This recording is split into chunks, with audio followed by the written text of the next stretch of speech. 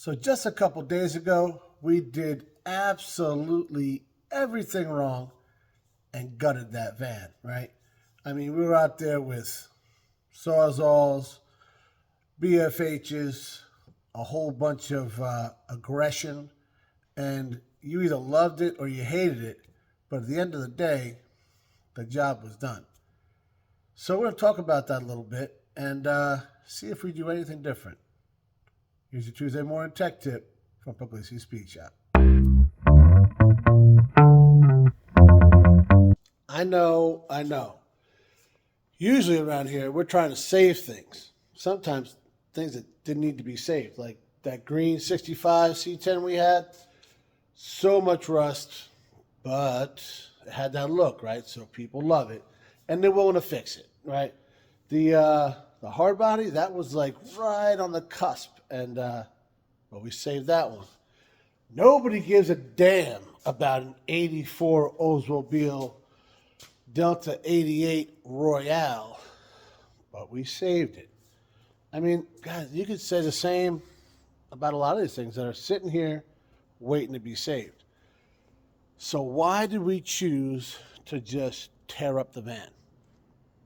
I'm going to flip you guys around and walk you over here where the van's sitting, and I'll let you decide if we did the right thing. All right, guys, so what we have here is a 1988-ish GMC Vandora 25 Honda. First off, something I noticed, it's a 2500, right?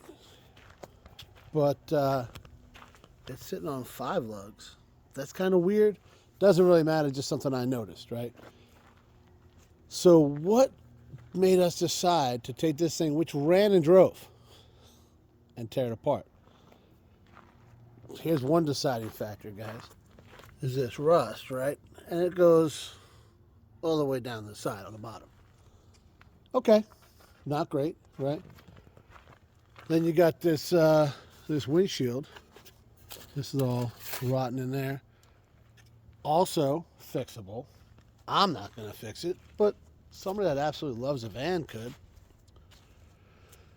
Been sitting outside for a hot minute and got all sorts of barnacles and whatnot on it. That's nothing a pressure washer can't handle, so not a big deal. There's a rust situation down here. Yeah. Yep. About the same on the rocker, the bottom of the doors.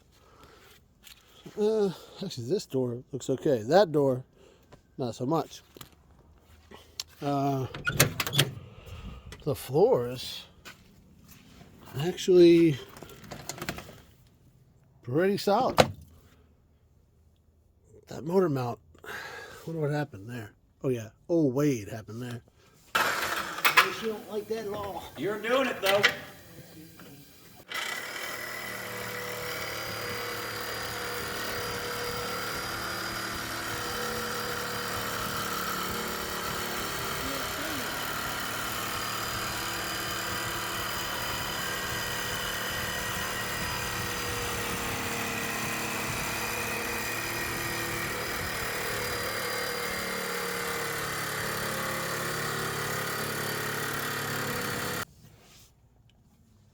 I mean, guys, it's got the Panasonic 2 knob.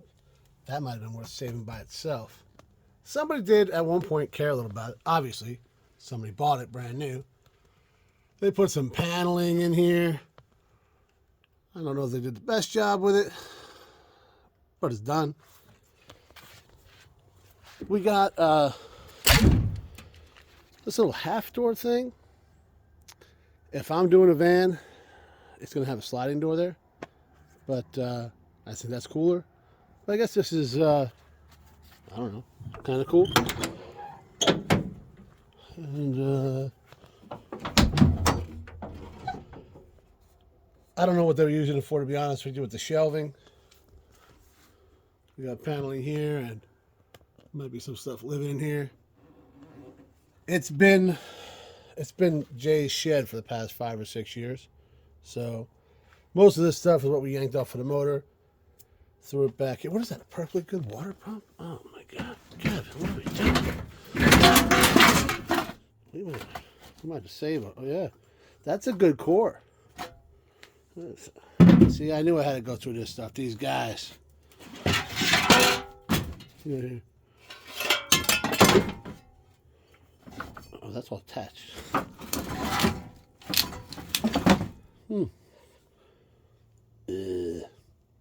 Anyways, yeah, I am going to keep that for a core. Come on, Kev. You knew I was doing it. But, let me leave the door open so I remember to come back for my little treasure there. Then, guys, all the lights worked. This thing fired right up. I kind of wish somebody didn't weld this. Looks like I welded it. Yeah. To the bottom of that bumper, because this is a pretty straight bumper. And I'm not sure if they're the same size. I'm going to check the measurements before we haul this thing off. If it's the same size as a square body truck, I'm probably going to take the time to cut that off. And so it's just kind of obviously it's panelings. We might have some kind of water intrusion somewhere. Oh, nice. We put some. I mean, we got insulation, guys. Somebody cared. What is this? It's brand new. Yeah, put that over there. Good thing I went through this. What is a perfectly good weightlifting belt? Yeah, who's that going to fit around? All right. Obviously, the inside of the stuff is all trashed. But the floors are good. I mean, what do you think, guys? Little whammo right there. Did we make the right choice? I think a better question was it even our choice to make? So the reason I say that might be a better question to ask is because that decision was made before we even knew there was a van. So let me give you the history. Me, Kevin, and Jay used to work with a guy whose brother bought that thing brand new back in 87, 88, 89, whatever it was. He bought it brand new, used it for years to do whatever you do with a van, and didn't need it anymore, gave it to his brother. His brother used it as a beater, running around the county and whatnot. Then he took a job over in Italy and decided, I don't need this van no more. Now, for a little more backstory, he's got a whole bunch of Chevys, right? He's got a square body Blazer that runs like a Swiss watch. He's got a 70 Chevelle SS 454 4-speed. You guys have seen a little bit of it on the channel because I took like a short 100 years ago of it just idling. It's a nice car, right?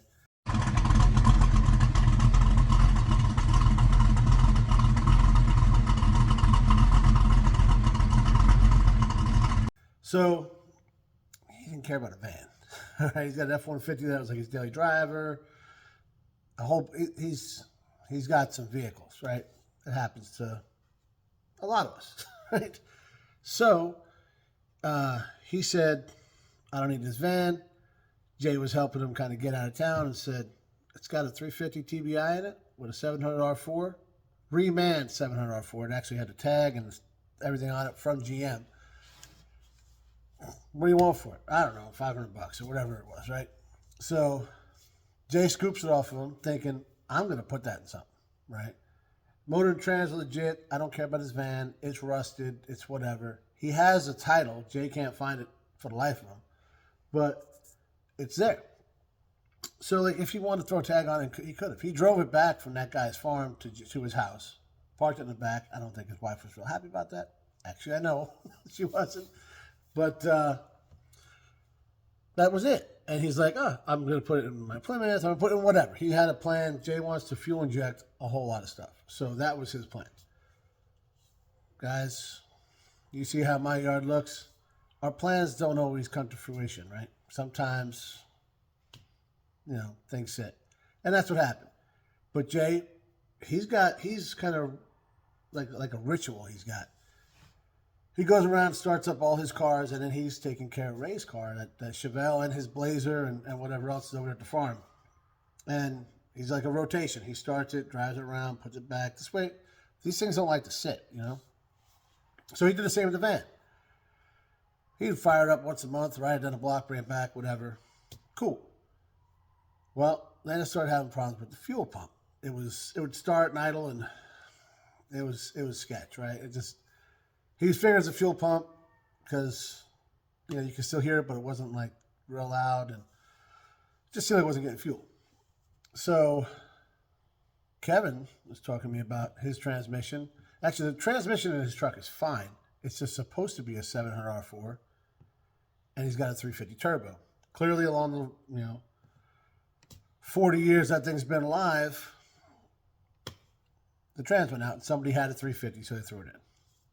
Well, he'd like to put it back to original for a number of reasons, right? And he's like, man, but he's like, I'm just going to drive it. I'm not going to touch it. Well, then he found all the sludge in the motor and having issues with oil pressure. And like he says, it should not be running as well as it is. So he knows it's kind of a time bomb. He said, what would you do? You guys see all the time, he'll send me videos. What would Chaz do? Well, I said, well, I know where there's a van you can get for a couple $100 that's got a motor and trans in it that run and drive fine. I'd scoop that whole thing out, throw it right in your truck, and get after it. He's like, huh. He didn't like the idea of changing to the 350 just because he wants the truck to be original. I get it. It's one of those things that nobody would know but him, but it could drive him crazy. Then get to talking to Jay, and he said, yeah, when you fire it up, a little puff of smoke, so probably need, valve seals or something like that.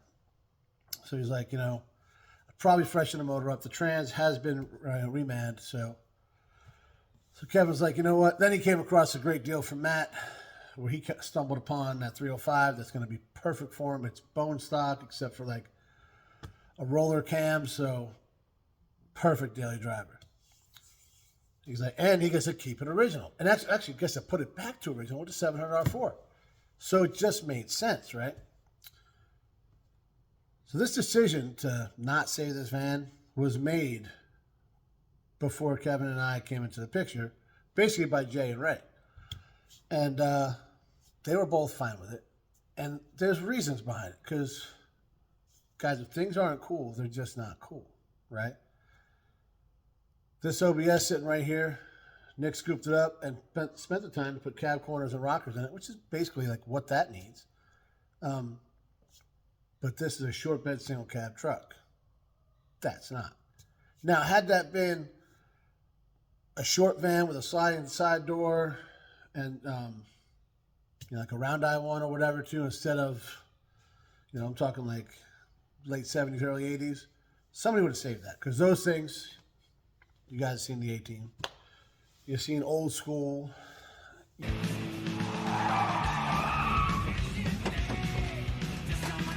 on, let's go. Nice and easy. There we go.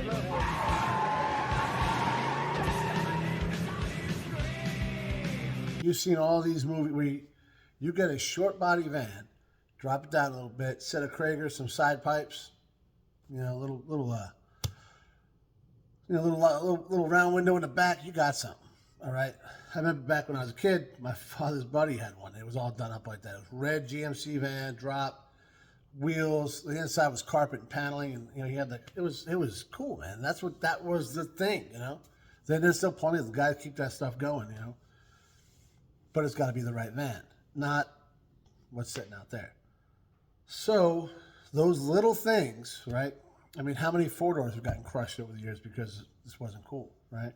Now, people are like, dude, save the four-doors. Because first off, with the way new cars are, everybody wants a four-door. So a lot of guys are building four-door hot rods. Or you got guys like Dan over DD Speed Shop that are just cutting them into two-doors because the price for two doors is crazy.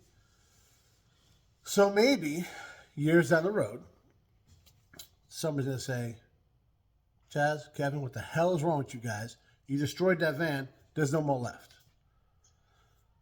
The chance of that's pretty slim, but it's definitely possible.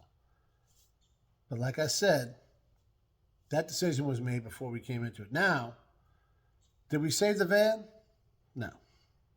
But we saved the motor, the transmission, that water pump. I got, the alternator was brand new on it. Kevin's got that.